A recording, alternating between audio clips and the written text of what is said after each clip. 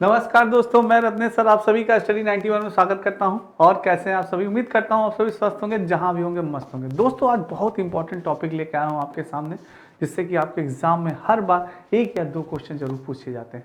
और आज के आपके टॉपिक का नाम है भाषा और चिंतन। दोस्तों, बहुत इंपॉर्टेंट टॉपिक है, लैंग्वेज और थिंकिंग। दोस्तों, वेरी इंपॉर्टेंट टॉपिक है। जैसे सी टेट हुआ या सुपर टेट हुआ या आपका यूपी टेट हुआ, दोस्तों आपके एग्जाम में हर बार एक या दो क्वेश्चन इस टॉपिक से जरूर पूछे जाते हैं। दोस्तों, सभी को राधे राधे, जय श्री कृष्ण। दोस्तों, जय श्री राम। एक बार दोस्तों वीडियो को ज़्यादा ज़्यादा लाइक और शेयर कर दें तो और भी मज़ा आएगा। दोस्तों, सभी बच्चे आइए दोस्तों अपना सेशन स्टार्ट करते हैं। बहुत ही इंपॉर्टेंट सेशन है दोस्तों।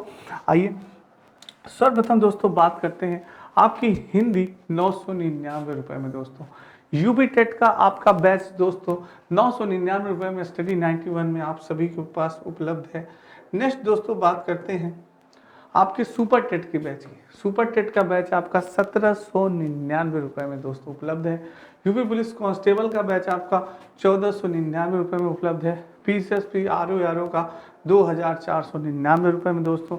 यूजीसी नेट का फर्स्ट पेपर आपका 999 रुपये में उपलब्ध है। दोस्तों, आप दोस्तों इस नंबर पे अगर इन बैचेस को लेने में आपको कोई दिक्कत या परेशानी तो इस नंबर पे कॉल कर सकते हैं 7007734525 पे। दोस्तों, सभी बच्चे कॉल कर सकते हैं। बहुत ही इंपॉर्टेंट है बैच है दोस्तों ये, ठीक है, सारे बच्चे ले सकते हैं। नेक्स्ट है दोस्तों भाषा और चिंतन, लैंग्वेज एंड थॉट्स की अगर बात की जाए दोस्तों, भाषा की बात की जाती है सबसे पहले लैंग्वेज की।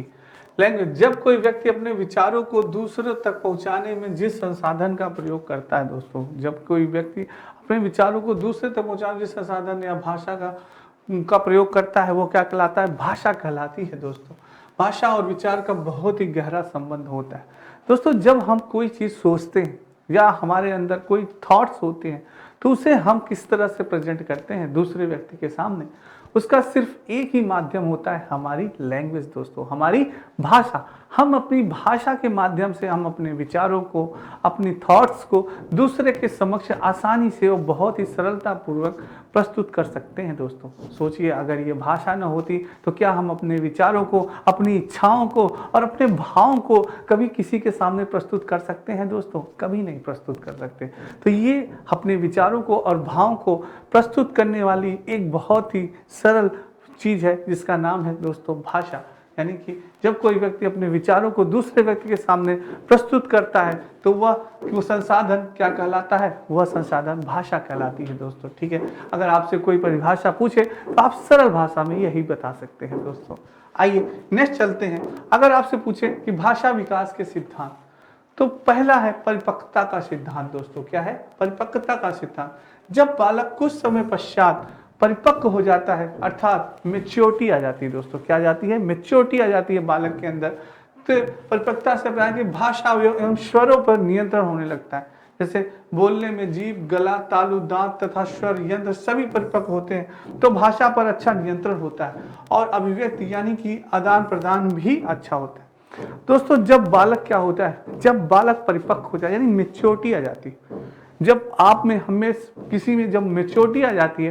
जैसे पहले क्या होता था दोस्तों, जब हम लोग एक नवजात बालक होते हैं तो हम अपने भावों को, अपने विचारों को सही ढंग से प्रस्तुत नहीं कर सकते। जो हम कुछ सोचते हैं, जो कुछ हमें चाहिए, वो हम अपने भाव या हम जो सोचते हैं तो वो हम अपनी भाषा से प्रस्तुत नहीं कर सकते। परंतु जैसे जैसे समय बीतता है और हमारे अंदर मेच्योरिटी आती है, हमारे बॉडी में मेच्योरिटी आती है, सारी चीज़ें हमारी स्ट्रांग होती हैं, तब हम अपने विचारों को, अपने भावों को अपनी भाषा के माध्यम से भी प्रयोग कर सकते हैं। दोस्तों, तो वो क्या हो जाता है? एक दूसरे से मैच हो जाता है। दोस्तों, तो जो हमारे विचार है वो हमारी भाषा के माध्यम से निकलते थे। दोस्तों, पहले हम सोचते कुछ थे, बोलते कुछ और थे। दोस्तों, सही से बोल भी नहीं, पापा पापा पापा पापा ऐसे बोलते थे। तो तुतलाते थे। दोस्तों, आप लोग बचपन में तुतलाते नहीं थे?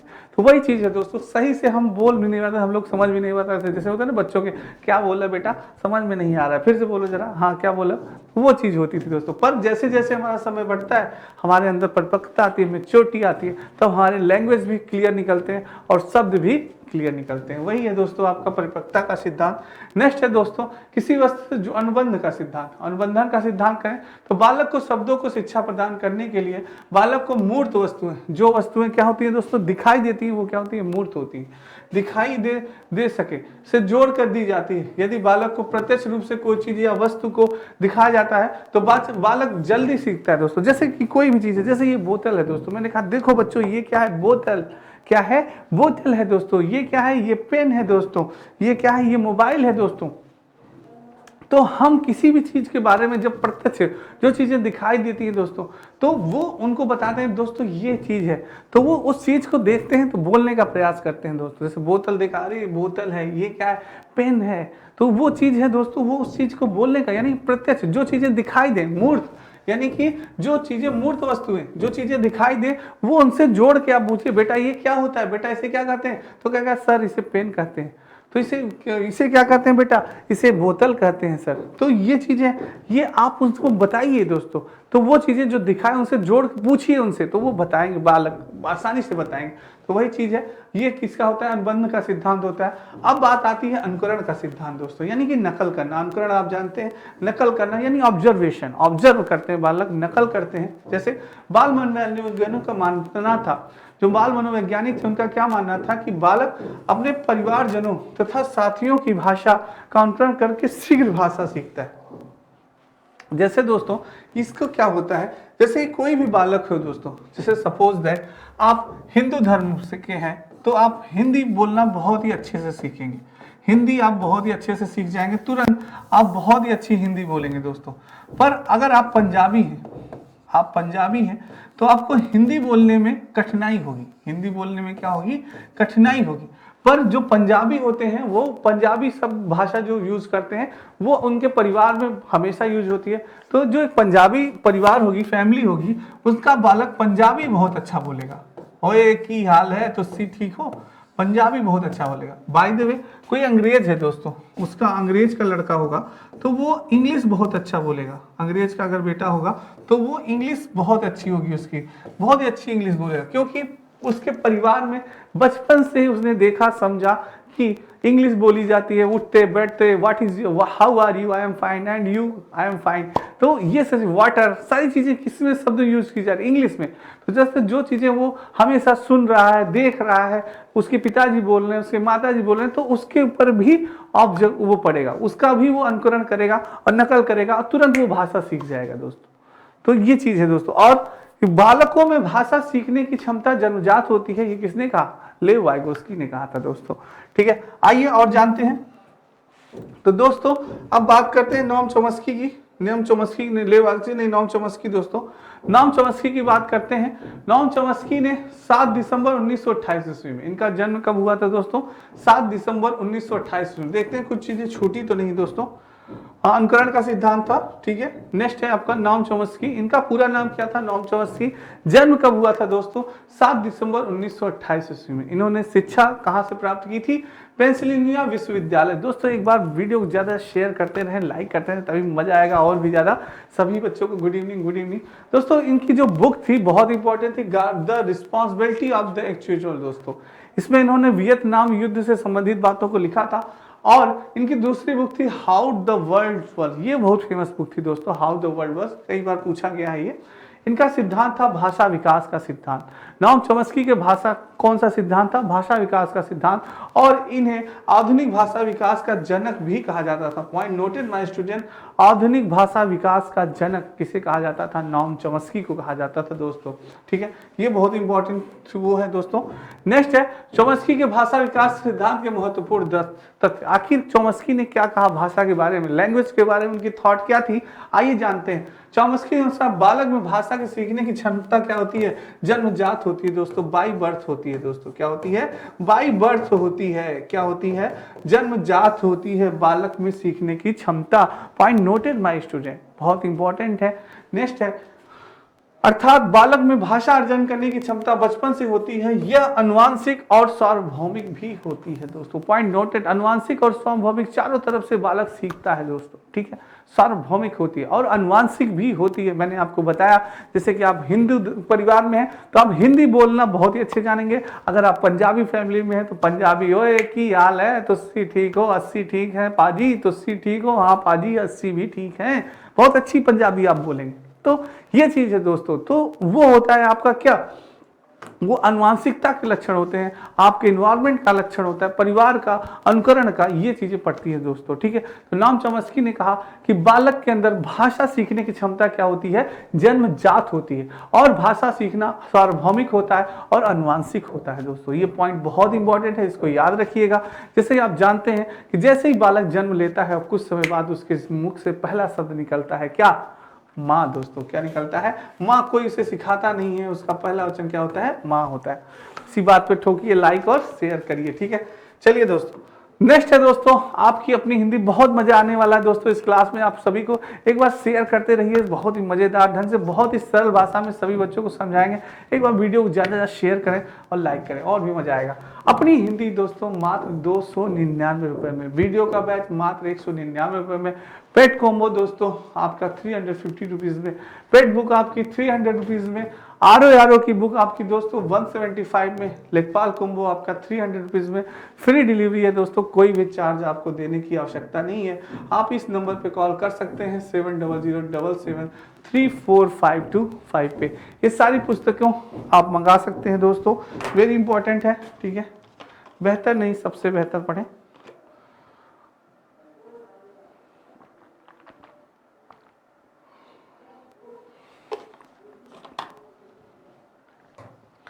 नेक्स्ट दोस्तों, आपके नॉम चॉम्स्की जी ने कहा कि हमारे ब्रेन दो प्रकार के, दो पार्ट होते हैं, एक लेफ्ट हेमिस्फीयर दोस्तों, एक राइट हेमिस्फीयर। आपने देखा होगा, आपने जाना होगा कि आपके दो पार्ट होते हैं ब्रेन के, one first part and second part. ये दो पार्ट होते हैं आपके ब्रेन के दोस्तों। तो नॉम चॉम्स्की जी ने बताया दोस्तों कि हमारे जो राइट ब्रेन होता है उसमें हम क्रिएटिविटी दोस्तों, क्रिएटिविटी दिख नहीं रहा होगा आपको, और आर्ट्स, क्रिएशन,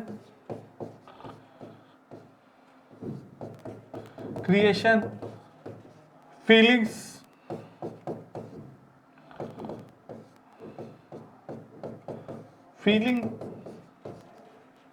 और इमेजिनेशन, ये सारी चीजें हमारी किस में होती है, ये हमारे राइट हेमिस्फीयर यानी राइट जो ब्रेन होता है हमारा, राइट ब्रेन, उसमें सारी चीजें होती है। जैसे हमें आर्ट बनाना है वो, तो हमारा जो राइट ब्रेन होता है, हेमिस्फीयर होता है, वो काम करता है, वो एक्टिव होता है, उसमें सारी चीजें आती हैं, यार हाँ हमें इस तरह से डिजाइन करनी है, इस तरह से कार्य करना है, तो वो हमारा राइट ब्रेन काम करता है उसका। और जो हमारा लेफ्ट ब्रेन होता है दोस्तों, इसमें हम एनालिसिस करते हैं, क्या करते हैं, एनालिसिस करते हैं, लॉजिक दोस्तों, तर्क, इससे हम क्या करते हैं, लॉजिक लगाते हैं, आइडिया, विचार जो होते हैं हमारे इसी ब्रेन में आते हैं, और फैक्ट्स भी दोस्तों हमारे इसी ब्रेन में आते हैं, और मैथ से संबंधित सारी चीजें भी इसी ब्रेन में आती हैं हमारे, और दोस्तों लैंग्वेज भी हमारा इसी ब्रेन में आता है। लैंग्वेज जो हम सीखते हैं वो भी चीजें हमारे इसी ब्रेन में आता है दोस्तों, यानी कि आपके लेफ्ट हेमिस्फीयर पे, ठीक है दोस्तों, ये चीज होता है। और नॉम चॉम्स्की का मानना था कि हमारे ब्रेन में एक प्रकार की डिवाइस लगी होती है। कौन सी डिवाइस होती है, एलईडी डिवाइस होती है दोस्तों। कौन सी होती है, एलईडी। एलईडी का फुल फॉर्म दोस्तों बहुत पूछा जाता है आपके एग्जाम में, इसको ध्यान रखिएगा। एलईडी का फुल फॉर्म होता है लैंग्वेज एक्विजिशंस डिवाइस दोस्तों। क्या होता है, लैंग्वेज एक्विजिशंस डिवाइस। ये भाषा ग्रहण यंत्र कहा जाता है इसको। क्या कहा जाता है, भाषा ग्रहण यंत्र दोस्तों। क्या कहेंगे आप इसको, भाषा ग्रहण यंत्र भी कहा जाता है। इन्होंने बताया कि बालक के अंदर भाषा सीखने की क्षमता बहुत ही तीव्र होती है, जन्म से लेकर 5 से 6 वर्ष तक। इन्होंने कहा कि बालक के अंदर भाषा सीखने की क्षमता बहुत ही तीव्र मानी होती है दोस्तों। पर जैसे जैसे ही आपकी उम्र बढ़ती जाती है दोस्तों, वैसे वैसे जो ये डिवाइस होती है, एलईडी होती है, इसकी क्षमता कम होने लगती है दोस्तों। तो ये चीज है, ये दोस्तों गॉड गिफ्टेड होता है। ऐसा नहीं आप सोचें कि ऑपरेशन करके इसको निकाल लें, हाँ, ऐसा कुछ नहीं होता। ये गॉड गिफ्टेड दी जाती है दोस्तों, गॉड गिफ्टेड होती है। तो ये बहुत इंपॉर्टेंट है डिवाइस, कई बार ये एग्जाम में पूछा गया है। और दोस्तों इसको दो प्रकार से इन्होंने बताया, एक सतही संरचना होती है सरफेस लेवल, और एक क्या होती है गहरी संरचना यानी डीप लेवल। भाषा के बारे में उन्होंने दो प्रकार की भाषाएं बताई, सतही संरचना और गहरी संरचना। आइए जानते हैं क्या होता है सतही संरचना। चॉम्स्की के अनुसार छात्र भाषा के अधिग्रहण करने हेतु दो स्तरों का उपयोग करता है, यानी अधिग्रहण इसको ग्रहण करने हेतु दो स्तरों का उपयोग करता है। एक होता है आपका सरफेस लेवल यानी सतही संरचना, दूसरी होती है गहरी संरचना यानी डीप लेवल। दोस्तों आइए जानते हैं सतही संरचना क्या होता है। सरफेस लेवल, इस संरचना में बालक सिर्फ भाषा की ध्वनियों एवं शब्दों का ज्ञान प्राप्त करते हैं। किसकी? ध्वनियों और शब्दों का ज्ञान प्राप्त करते हैं, परंतु अर्थ को समझ पाने में असमर्थ होते हैं। अर्थ को समझ पाने में क्या होते हैं दोस्तों? असमर्थ होते हैं। जैसे मम्मी पापा खाना पानी, ये क्या होता है? ये जानते हैं कि ये मेरी मम्मी है, ये पापा है, पर उसका दोस्तों अर्थ आपको नहीं बता पाएंगे। भाषा चीजें समझते, बेटा बोलो मम्मी, बोलेगा मम्मी, बोलो पापा पापा, खाना, सारी चीजें बोलेगा, पर उसके अर्थ को नहीं समझ कि क्या होता है, खाना क्या होता है, पापा क्या है, मम्मी क्या है, ये सब नहीं जानता। तो ये क्या आती है? सतही संरचना होती है। अब बात करें गहरी संरचना दोस्तों, डीप लेवल की अगर बात करें तो इसमें बालक शब्दों एवं ध्वनियों के अर्थ को समझने लगता है, एक्सप्लेन करने लगता है। वो जानता है कि क्या हम बोल रहे हैं, क्या बोल रहे हैं, और उसकी विस्तृत व्याख्या करने में भी वो क्या होता है? समर्थ होता है। दोस्तों विस्तृत व्याख्या भी कर लेता है, ये चीज है दोस्तों। नेक्स्ट है आपका, बालक में भाषा अर्जन करने की क्षमता कुछ निश्चित समय तक होती है। वही मैंने आपको बताया ना, उस डिवाइस स्लो हो जाती है वो। फिर बालक का भाषा अधिग्रहण क्षमता जो होती है वो शुरुआती 5 वर्ष, मैंने कहा ना जन्म से 5 वर्ष तक प्रभावशाली होती है। उसके बाद भाषा सीखने में क्या होती है? थोड़ी सी कठिनाई होती है। सीखते हैं भाषा, पर क्या होता है? थोड़ी सी कठिनाई होगी। पर 5 वर्ष, जैसे पहले हम जो जल्दी सीख जाते थे, अब हम थोड़ी सी लेट सीखेंगे, पर सीखेंगे। बालक में भाषा या व्याकरण को सीखने की क्षमता जन्मजात होती है, लेकिन उसे भाषा को सीखने की क्षमता को क्रियानुरूप वातावरण दिया जाना जाता है। दोस्तों उसको वैसा वातावरण मिलना चाहिए। अगर आपको मैं बताऊं दोस्तों, एक बहुत ही आसान ट्रिक कोई भी लैंग्वेज सीखने का, आपको कोई भी लैंग्वेज अगर सीखनी है दोस्तों, जैसे बाय द वे आपको इंग्लिश सीखनी है कि यार मुझे फटाफट इंग्लिश बोलनी है, एकदम फर्राटेदार, ऐसे बोलूं कि लगे कि हाँ क्या इंग्लिश बोलता है यार। तो दोस्तों आप किसी यानी ऐसे देश में चले, जैसे इंग्लैंड चले जाइए, ऑस्ट्रेलिया चले जाइए, अमेरिका चले जाइए, जहाँ पे इंग्लिश बोली जाती है हमेशा, और कोई भाषा वहाँ बोली ही नहीं जाती।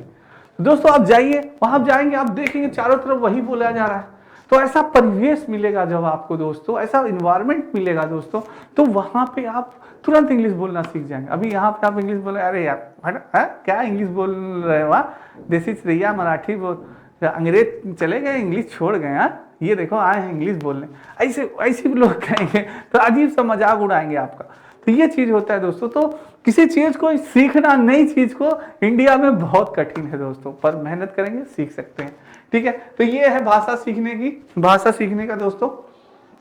उन्होंने बताया चॉम्स्की जी ने, वातावरण होना चाहिए। अच्छा, चिंतन। अब थिंकिंग के बारे में बात करते हैं दोस्तों, थोड़ा चिंतन भी करते हैं। चिंतन क्या होता है आखिर जानते हैं? किसी भी व्यक्ति को यदि किसी भी समस्या का समाधान करने के लिए जो मन में विचार उत्पन्न होता है, वही विचार क्या कहलाता है? चिंतन होता है।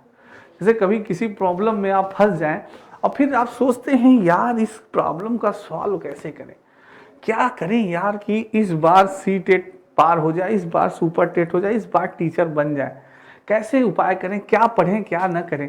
तो वो क्या कर रहे हैं? आप चिंतन कर रहे हैं दोस्तों, सोच रहे हैं, मनन कर रहे हैं। तो वो चीज होती है क्या? चिंतन। वही सोचना, वही मनन करना ही क्या कहलाता है? चिंतन कहलाता है दोस्तों। नेक्स्ट है, चिंतन का आरंभ समस्या से होता है। बहुत ही पॉइंट नोटेड माय स्टूडेंट, आपसे पूछा जा सकता है कि चिंतन का आरंभ कहाँ से होता है, तो आप बताएंगे सर चिंतन का आरंभ समस्या से होता है। अगर समस्या न हो तो चिंतन किस बात की, चिंता किस बात की? हाँ, तो बिना समस्या के चिंता का है कि भाई, तो जब समस्या आती है तभी आदमी चिंतन करना प्रारंभ कर देता है, और अंत भी समस्या के समाधान से होता है। जैसे ही समस्या का समाधान खत्म, चिंतन खत्म दोस्तों, थॉट्स भी खत्म। तो वो चीज है, यही है आपका क्या? चिंतन। मेरे सारे बच्चे समझ गए हैं, मजा आ रहा है? अगर आपको क्लास में एक बार वीडियो शेयर करते रहिए दोस्तों, और मजा आ जाएगा। शेयर करते रहें, जितनी संख्या बढ़ेगी और भी मजा आएगा। अब आइए जानते हैं चिंतन के प्रकार के बारे में पढ़ते हैं। किसके? चिंतन के प्रकार। मजे से पढ़ते हैं दोस्तों।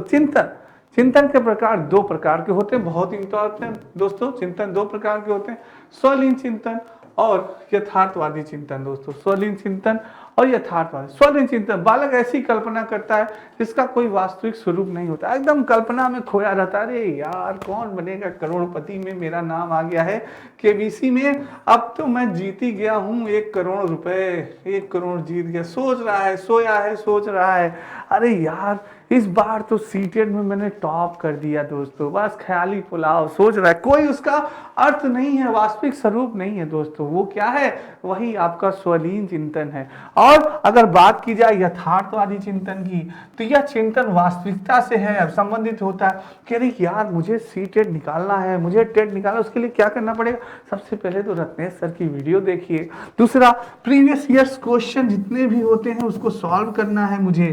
प्रीवियस ईयर्स क्वेश्चन में हमेशा अपना अच्छा प्रेजेंट 101% देना है दोस्तों। तो ये सब चीजें हैं, आप करेंगे तभी आप यूपी टेट निकाल पाएंगे, तभी आप सुपर टेट निकाल पाएंगे दोस्तों। तो ये चिंतन क्या है, ये आपका यथार्थवादी चिंतन है, ये कोई ख्याली पुलाव नहीं है, ये यथार्थवादी चिंतन। आप प्रैक्टिस सेट कर रहे हैं तो उसमें सोच रहे हैं अरे यार क्यों कम हो रहा है, आखिर और भी अच्छा आना चाहिए यार, इतने में तो कुछ नहीं होगा। तो ये क्या यथार्थवादी चिंतन है दोस्तों, ठीक है।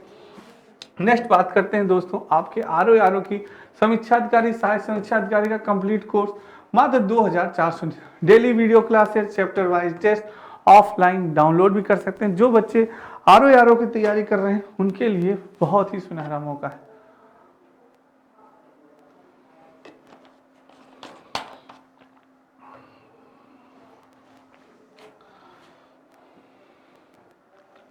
रियलिस्टिक थिंकिंग दोस्तों, अब बात करते हैं रियलिस्टिक थिंकिंग की। तो इसके 3 टाइप्स होते हैं दोस्तों, ये 3 टाइप के होते हैं, अभिसारी चिंतन, अपसारी चिंतन दोस्तों, अपसारी चिंतन और आलोचनात्मक चिंतन।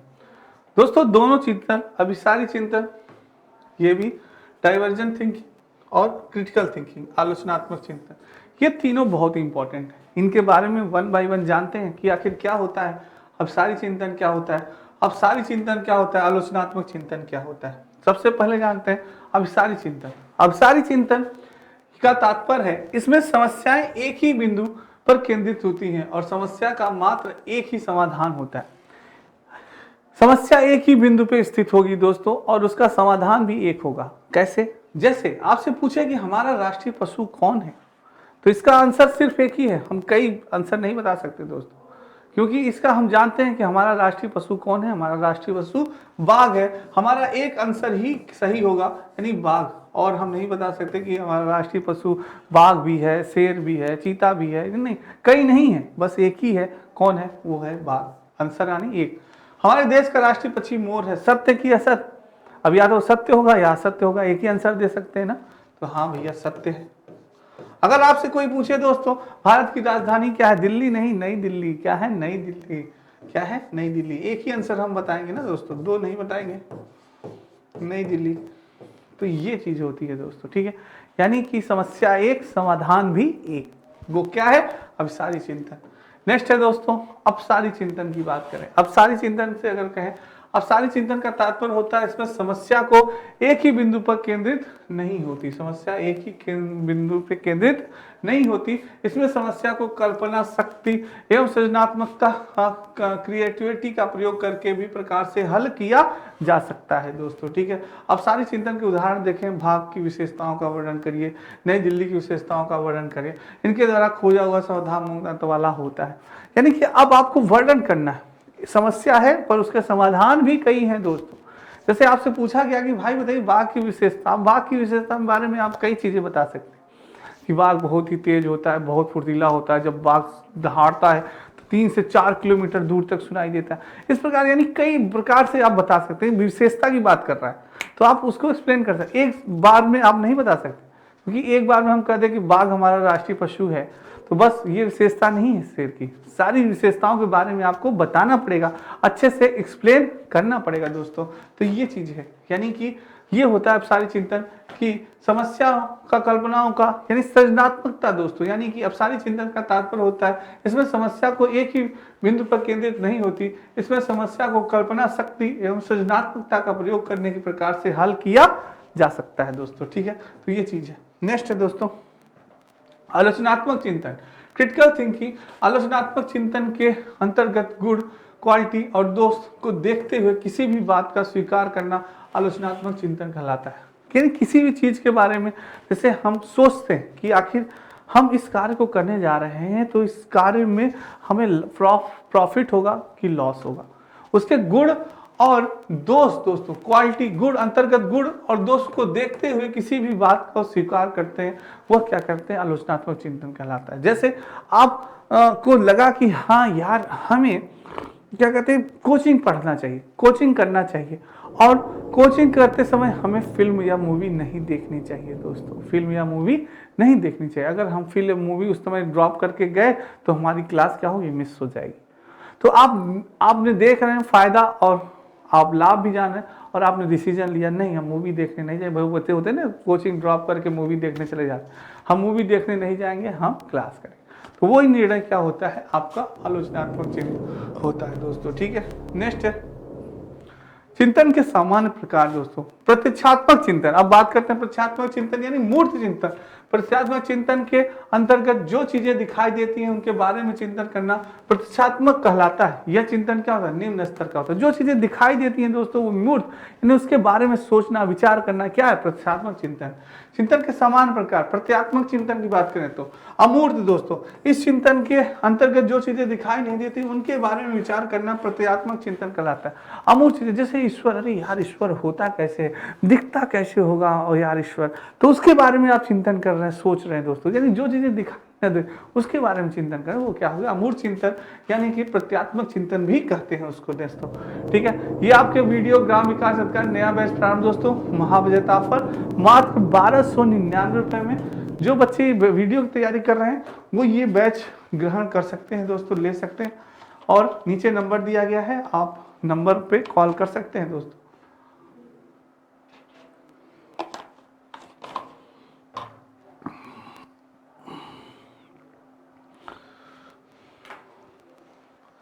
आइए दोस्तों स्टार्ट करते हैं अपना मूल्यांकन। एक शिक्षक के लिए सबसे महत्वपूर्ण क्या है दोस्तों, आप एक टीचर बनने जा रहे हैं, भगवान करे आप सभी टीचर बन जाएं, तो आप एक टीचर बन के इस क्वेश्चन का आंसर करेंगे दोस्तों। और दोस्तों एक बार वीडियो को ज़्यादा लाइक और शेयर कर दीजिएगा। यानी कि एक शिक्षक के लिए सबसे महत्वपूर्ण क्या है, कक्षा में अनुशासन बनाए रखना, कक्षा में समयानुवर्ती होना, विद्यार्थियों की कठिनाइयों को दूर करना, या एक सुवक्ता होना। क्या है एक टीचर की क्वालिटी दोस्तों, जल्दी से आंसर दे, सभी बच्चे, गलत नहीं होना चाहिए, मेरे सारे बच्चे फास्ट आंसर दे। बहुत बढ़िया, बहुत बढ़िया आंसर आ रहा है, बहुत बढ़िया। क्या होनी चाहिए एक शिक्षक की क्वालिटी, बहुत बढ़िया आंसर आ रहा है, वेरी गुड दोस्तों, बहुत अच्छा। विद्यार्थियों की कठिनाइयों को दूर करना, सी इज द राइट आंसर, बिल्कुल सही आंसर दिया मेरे बच्चों ने। एक शिक्षक की यही क्वालिटी होती है दोस्तों, वो उसकी सारी प्रॉब्लम्स को क्या करे, दूर करे। कोई भी कठिनाई हो, उसको कोई भी समस्या हो, कोई भी चैप्टर उसको समझ में नहीं आ रहा है तो उसे तुरंत दूर करे दोस्तों। तो ये सी इज द राइट आंसर, बहुत बढ़िया। नेक्स्ट बात करें, कक्षा में विद्यार्थियों की रुचि बनाए रखने के लिए एक शिक्षक को उचित है सैमपट का प्रयोग करना, चर्चा करना, कहानी कहना या प्रश्न पूछना। Very important question, very important कर लीजिएगा। सी टेट में पूछा गया क्वेश्चन है और टेट और सुपर टेट में भी आ सकता है दोस्तों, गलत नहीं होना चाहिए, मेरे किसी भी शेर का गलत नहीं होना चाहिए ये क्वेश्चन। जल्दी से बताएं, रुचि बनाए रखने के लिए शिक्षक को उचित क्या है। याद करिए दोस्तों, बचपन में कैसे हमारी इंटरेस्ट, किसी चीज को हम लोग कैसे इंटरेस्टिंग से साथ सुनते थे। बहुत बढ़िया आंसर आ रहा है, बहुत बढ़िया। सैंपल का प्रयोग करना नहीं होगा, चर्चा करना नहीं, कहानी कहना दोस्तों। बचपन में हम लोग होते थे ना, कहानी सुनते थे, बहुत ही अच्छा। अगर आपको किसी बालक को कोई चीज सिखाना है, कहानी कह के उसका प्रयोग करिए, कहानी कहिए, कहानी के रूप में उसे समझाइए, बहुत ही तीव्र गति से बालक समझेगा। बहुत बढ़िया। बचपन में हम लोग भी खूब दादा दादी सुनाते थे ना कहानी, खूब इंटरेस्ट के साथ सुनते थे, वो सारी कहानियां हमें याद हो जाती थी दोस्तों। कुछ बच्चों को तो अभी भी याद होगी, क्यों, हाँ क्या बात है, सी इज द राइट आंसर, बहुत बढ़िया। नेक्स्ट है दोस्तों, बच्चों के बौद्धिक विकास के 4 सुस्पष्ट स्तरों को पहचाना गया था। किसने पहचाना था, कोहलबर्ग द्वारा, एरिक्सन द्वारा, स्किनर द्वारा या पियाजे द्वारा। बहुत इंपॉर्टेंट है दोस्तों, भर भर के आपके क्वेश्चन ये पूछा गया है, कई बार टेट में भी पूछा गया है, वेरी वेरी इंपॉर्टेंट कर लीजिएगा। सी टेट में पूछा गया है और सुपर टेट में भी पूछा गया है दोस्तों, वेरी इंपॉर्टेंट कर लीजिएगा इसको, वेरी इंपॉर्टेंट। देखते हैं कौन सा बच्चा बनाता है, बहुत ही जल्दी बताइएगा, बहुत बच्चा, बहुत जल्दी, बहुत बढ़िया। कह रहा है बच्चों के बौद्धिक विकास के 4 सूत्र को पहचाना गया है। बहुत बढ़िया दोस्तों, बहुत बढ़िया।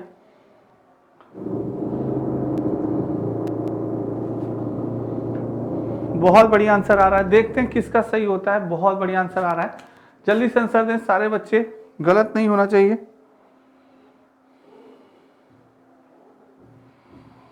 बहुत ही बढ़िया आंसर आ रहा है।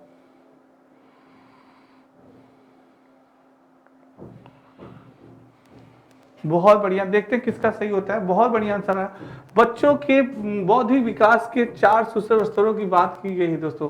तो आपको मालूम कोहलबर्ग द्वारा नहीं होगा, एरिक्सन द्वारा नहीं होगा, स्किनर द्वारा, जीन पियाजे दोस्तों, जीन पियाजे ने बताया था आपके बच्चों के 4 स्तर बताया था दोस्तों। पहला कौन था? संवेदी पेरी अवस्था दोस्तों, संवेदी अवस्था कौन सी थी? संवेदी अवस्था, संवेदी अवस्था। पूर्व संक्रियात्मक अवस्था, दूसरी क्या थी? पूर्व संक्रियात्मक अवस्था,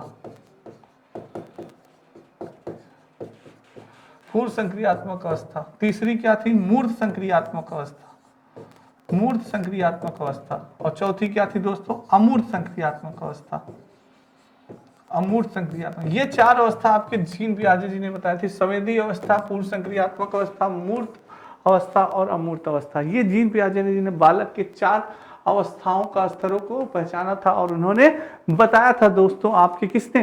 जीन पियाजे चाचा ने। जीन पियाजे दोस्तों इस बार सीटेट में भर भर के क्वेश्चन पूछा गया इनसे। नेक्स्ट है, बहुत बढ़िया। कक्षा में जो विद्यार्थी प्रश्न पूछते हैं उन्हें क्या करना चाहिए? कक्षा के बाद शिक्षक से मिलने की सलाह दी जाए, कक्षा चर्चा में भाग लेने के लिए प्रोत्साहित किया जाना चाहिए, लगातार प्रश्न पूछने के लिए प्रोत्साहित करना चाहिए, स्वतंत्र रूप से उत्तर ढूंढने के लिए प्रोत्साहित। क्या रत्ने सर क्या क्वेश्चन लाए हैं, बहुत इंपॉर्टेंट क्वेश्चन है और बहुत ही मजेदार क्वेश्चन है। मेरे सारे बच्चे तुरंत देंगे आंसर, वेरी इंपॉर्टेंट। जल्दी से आंसर दें, गलत नहीं होना चाहिए किसी भी बच्चे का, मेरे गलत नहीं होना चाहिए दोस्तों ये क्वेश्चन।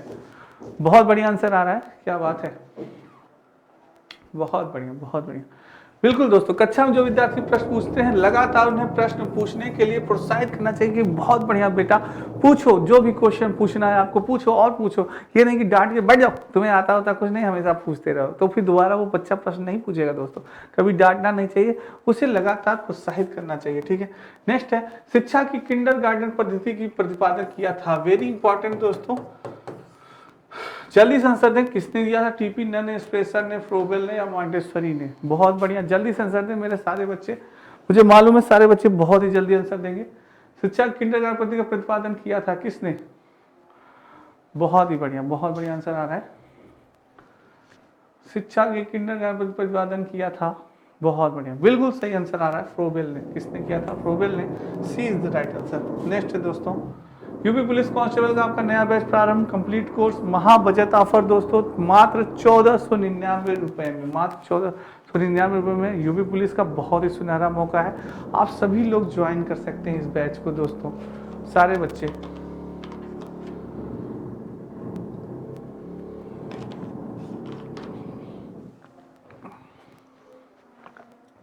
नेक्स्ट है दोस्तों, भाषा के अर्जन एवं विकास के लिए सर्वाधिक संवेदनशील अवधि कौन सी है?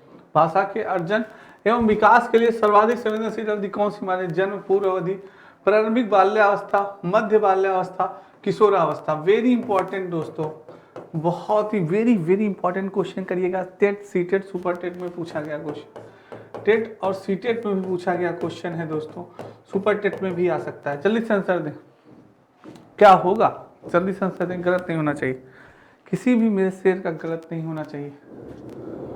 क्या बात है, बहुत बढ़िया आंसर आ रहा है, बहुत बढ़िया, वेरी गुड।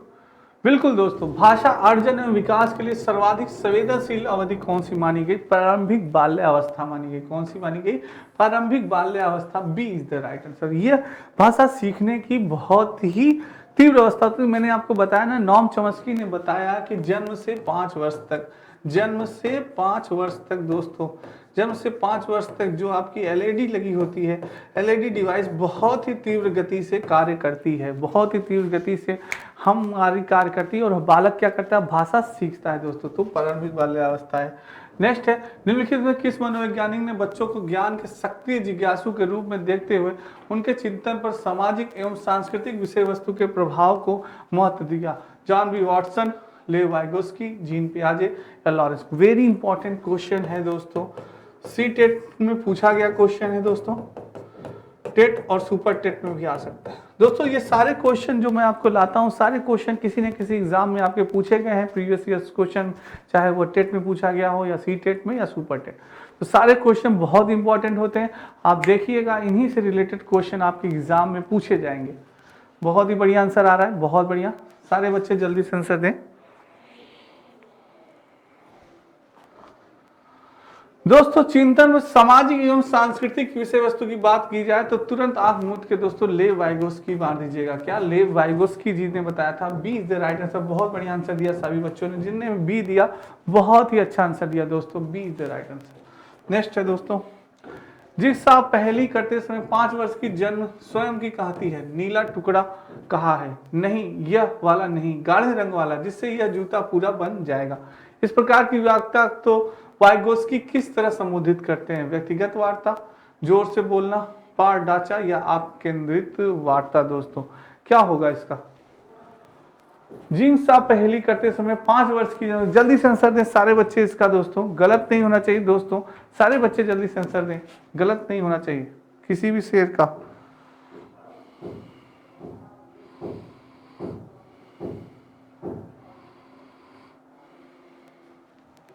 बहुत बढ़िया आंसर आ रहा है, बहुत बढ़िया। देखते हैं कौन बच्चे आंसर दे रहे हैं। बहुत बढ़िया आंसर आ रहा है, बहुत बढ़िया दोस्तों, वेरी गुड, बहुत बढ़िया दोस्तों, वेरी गुड। ये आपकी केंद्रित वार्ता नहीं होगी, ढांचा नहीं होगा, जोर से व्यक्तिगत वार्ता होगी दोस्तों, क्योंकि वह क्या करिए, जिनसा पहली करते समय 5 वर्ष की जो स्वयं से कहती है, स्वयं से कह रही है दोस्तों, क्या करिए, स्वयं से कहती है कि नीला टुकड़ा कहाँ है, नहीं यह वाला नहीं, गाढ़े रंग वाला जिससे यह जूता पूरा बन जाएगा। स्वयं से वार्ता कर रही है, तो यानी कि व्यक्तिगत वार्ता कहा जाता है, उसे क्या कहा जाता है उसके अनुसार, व्यक्तिगत वार्ता। की नहीं मैं ऐसा कर, वो होता है ना, कुछ लोग बोलते रहते हैं, अरे यार मैं ये काम कर रहा हूँ, ये क्या काम कर लूंगा दोस्तों, अरे यार आज उसने मुझे मारा है, आज उसको मारूंगा दोस्तों। तो ये चीज है, क्या है, व्यक्तिगत वार्ता। कभी कभी स्वयं आदमी स्वयं से बात करता है दोस्तों, ठीक है, तो वो व्यक्तिगत वार्ता कहलाती है। नेक्स्ट है, निम्नलिखित में से कौन सा विकास का सिद्धांत नहीं है, विकास का सिद्धांत नहीं है पूछ रहा है दोस्तों, क्वेश्चन पर ध्यान दीजिएगा। विकास जीवन पर्यंत होता है, विकास परिवर्तन होता है, विकास अनुवांशिक एवं पर्यावरण दोनों के द्वारा प्रभावित होता है, विकास सार्वभौमिक है तथा सांस्कृतिक समय से प्रभाव नहीं करता। वेरी इंपॉर्टेंट क्वेश्चन करिएगा, सी टेट में पूछा गया है क्वेश्चन, सी टेट में पूछा गया है, टेट और सुपर टेट में भी आ सकता है। गलत नहीं होना चाहिए, मेरे सारे बच्चे फास्ट आंसर दें, गलत किसी का भी नहीं होना चाहिए। बहुत बढ़िया, डेवलपमेंट की बात की जा रही है दोस्तों, जल्दी बताइए।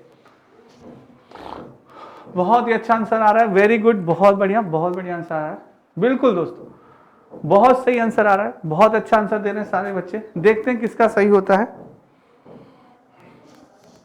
कह रहा है निम्नलिखित में से कौन सा विकास का सिद्धांत नहीं है दोस्तों, नहीं है पूछ रहा है, विकास जीवन पर्यंत चलता है। बिल्कुल सही बात है, जो डेवलपमेंट होता है दोस्तों वो क्या होता है, जन्म से मृत्यु तक चलता है। आपके क्या होता है, वॉर्म टू टॉम, वॉर्म टू टॉम, मैंने आपको बताया वॉर्म टू टॉम दोस्तों, जन्म से लेकर मृत्यु तक, यानी जन्म से लेकर कब तक चलता है, यानी हमेशा।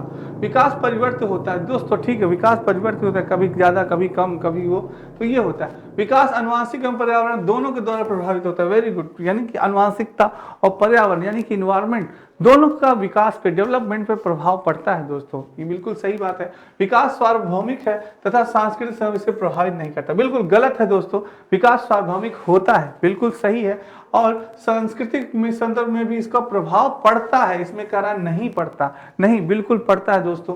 तो D is the right answer, इसमें पूछ रहा नहीं है तो ये नहीं कह दिया दोस्तों, यहाँ पे होगा, तो D is the right answer, ठीक है, पड़ता है विकास पे। हिंदी इंडिविजुअल का नया बैच प्रारंभ दोस्तों 2023, आपका ये दोस्तों 999 रुपए में दोस्तों, आपके नितिन सर के द्वारा। कोई भी अगर टॉपिक आपको टफ लगता है, एक बार यूट्यूब पे सर की क्लास पड़ी हुई है, आप देखिए, उसके बाद ज्वाइन करिए, मात्र 999 रुपए में दोस्तों। नंबर दिया गया है दोस्तों, अगर कोई दिक्कत होती है, परेशानी होती है आपको इस बैचेस को लेने में, कॉल कर सकते हैं।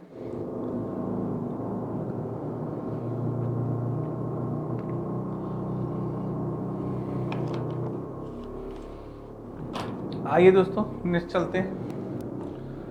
निम्नलिखित में से कौन सा द्वितीयक समाजीकरण एजेंसी का उदाहरण है, परिवार एवं आस पड़ोस, परिवार एवं मीडिया, विद्यालय एवं मीडिया, मीडिया एवं पास पड़ोस। वेरी इंपॉर्टेंट क्वेश्चन, सोशलाइजेशन, सामाजिकरण बहुत ही इंपॉर्टेंट क्वेश्चन है आपके लिए, बहुत ही इंपॉर्टेंट टॉपिक है, इससे आपके एग्जाम में जरूर आएगा। सामाजिकरण दोस्तों,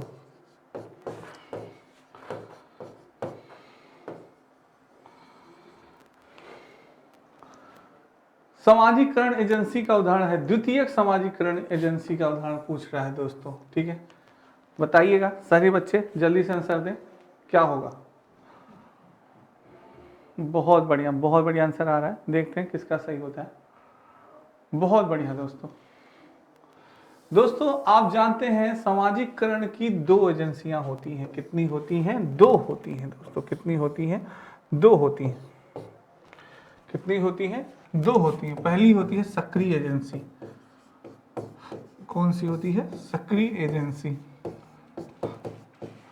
दूसरी होती है निष्क्रिय एजेंसी। दूसरी कौन सी होती है? निष्क्रिय एजेंसी होती है दोस्तों, निष्क्रिय एजेंसी होती है, ठीक है। सक्रिय एजेंसी होती है, निष्क्रिय, और एक प्रथम और द्वितीयक सामाजिकरण होता है दोस्तों। एक प्रथम होता है और एक क्या होता है? द्वितीयक होता है। प्रथम और एक द्वितीयक, एक द्वितीयक होता है, यानी कि द्वितीयक, यही द्वितीयक होता है दोस्तों। तो प्रथम में अंतर्गत हमारा क्या आता है? परिवार आता है। प्रथम या सक्रिय एजेंसी में भी देखा जाए तो हमारा परिवार आएगा, हमारे दोस्त आएंगे, हमारे आसपास पड़ोस के लोग आएंगे। ये सब क्या है? सक्रिय एजेंसी के अंतर्गत आते हैं और प्रथम इकाई के भी अंतर्गत आते हैं। प्रथम इकाई और द्वितीयक इकाई होती है दोस्तों, प्रथम इकाई और द्वितीयक इकाई। द्वितीयक इकाई होती है, या आप कहते हैं इसको निष्क्रिय एजेंसी भी। तो और इसके अंतर्गत क्या आता है दोस्तों? द्वितीयक इकाई या निष्क्रिय एजेंसी आपका हो गया विद्यालय, हो गया, क्या हो गया? विद्यालय हो गया दोस्तों, विद्यालय हो गया, मीडिया हो गया। विद्यालय, मीडिया, ये क्या है? हमारे द्वितीयक के अंतर्गत आते हैं दोस्तों। तो हमारा आंसर क्या है? द्वितीयक सामाजिकरण पूछ रहा है तो विद्यालय एवं media, C is the right. परिवार, ये सब हमारे पास पड़ोस, ये सब क्या है? प्रथम इकाई के वो हैं दोस्तों। तो ए इज द राइट, प्रथम वो होगा, इसका दोस्तों सी इज द राइट आंसर, ठीक है। नेक्स्ट है लेवाइगोस्की अनुसार अधिगम एक निष्क्रिय गतिविधि है, एक अनुबंधित गतिविधि है, एक सामाजिक गतिविधि है, या एक व्यक्तिगत गतिविधि। अरे सर क्या क्वेश्चन लाए मेरे बच्चे, तुरंत आंसर देंगे। Very fast, very important question है दोस्तों। इस बार सीटेट में जीन पियाजे चाचा और लेवाइगोस्की चाचा भर भर के क्वेश्चन पूछा गया इनसे, और ऐसे ही क्वेश्चन पूछे गए थे दोस्तों। तो आंसर दीजिए सारे बच्चे, गलत नहीं होना चाहिए। लेवाइगोस्की अनुसार अधिगम है, क्या है? एक निष्क्रिय गतिविधि है, एक अनुबंधित गतिविधि है, या एक सामाजिक गतिविधि है? जल्दी से आंसर दें दोस्तों सारे बच्चे। अधिगम क्या है दोस्तों? बहुत बढ़िया आंसर आ रहा है, वेरी गुड दोस्तों, बहुत बढ़िया। लेवाइगोस्की अधिगम क्या है? एक सामाजिक गतिविधि है दोस्तों, सी इज द राइट आंसर। बहुत ही बढ़िया आंसर दिया आपने। नेक्स्ट है दोस्तों, एक शिक्षक को चाहिए कि वो विद्यार्थियों के बीच सांस्कृतिक विविधता का अनदेखी करे, वह संप्रेषित करे कि वो कक्षा के सभी संस्कृति सम्मान करती है एवं महत्व दे, वह विद्यार्थियों की तुलना को अधिकतम करे, वह विशेष संस्कृत समुदाय को बच्चों को बढ़ावा दे दोस्तों। क्या होगा? एक शिक्षक को क्या चाहिए दोस्तों? एक टीचर को क्या कहिए? जल्दी से आंसर दें सारे बच्चे, बहुत ही इंपॉर्टेंट है दोस्तों, गलत नहीं होना चाहिए।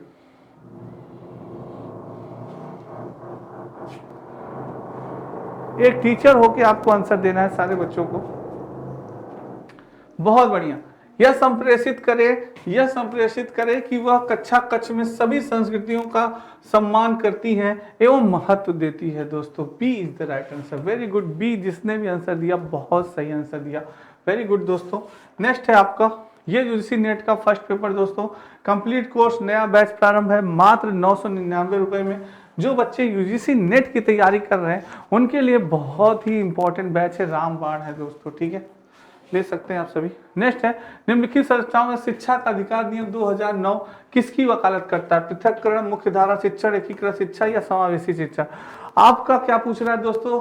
अधिनियम, शिक्षा का अधिकार अधिनियम, RT act, right to education, RT act 2009, right to education, शिक्षा का अधिकार 2009 किसका वकालत करता है दोस्तों? बहुत ही अच्छा question, very important question. RTA 2009, national education policy 2020, NCR 2005, बहुत इंपॉर्टेंट क्वेश्चन है दोस्तों। तो बहुत ही बढ़िया, पृथक्करण नहीं होगा, समावेशी शिक्षा का दोस्तों, यानी समावेशी शिक्षा, सबके लिए समान शिक्षा। वेरी गुड दोस्तों, बहुत बढ़िया आंसर दिया, D is the right answer.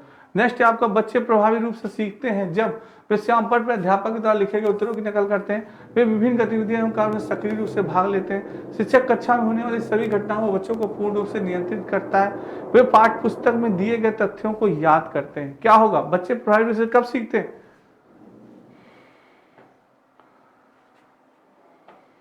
बहुत बढ़िया आंसर आ रहा है, वेरी गुड। वे जब क्या होते हैं दोस्तों, वे विभिन्न गतिविधियों में एवं कार्यों में सक्रिय रूप से भाग लेते हैं, तभी बच्चे सीखते हैं दोस्तों। B is the right answer. बहुत ही बढ़िया दोस्तों, आपने आंसर दिया। दोस्तों आज की क्लास आपको कैसी लगी, कमेंट बॉक्स में कमेंट जरूर करिएगा। बहुत ही इंपॉर्टेंट क्लास थी आज की दोस्तों, और मुझे उम्मीद लगता है आपकी क्लास आज की बहुत ही अच्छी लगी हुई, तो एक बार लाइक और शेयर जरूर करिएगा। आज के लिए इतना ही, कुछ भी अगर आपको लगता है तो कमेंट करिएगा दोस्तों। चलिए आज के लिए इतना ही, कल फिर बहुत ही महत्वपूर्ण टॉपिक के साथ मिलेंगे। सभी को राधे राधे, जय श्री कृष्ण दोस्तों, और जय हिंद दोस्तों।